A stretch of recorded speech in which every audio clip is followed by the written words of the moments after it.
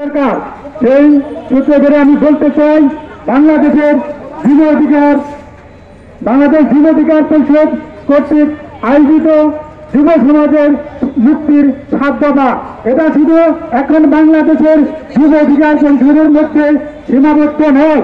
আমি মনে করি এটা এখন বাংলাদেশের সবার প্রাণের দাবি। এটা শুধু যুব সমাজের, বাংলাদেশের যুব অধিকার পরিষদের দাবি নয়, এটা বাংলাদেশের আপনার জনসাধারণ, যুব সমাজ, ছাত্র জনতা সকলের দাবি।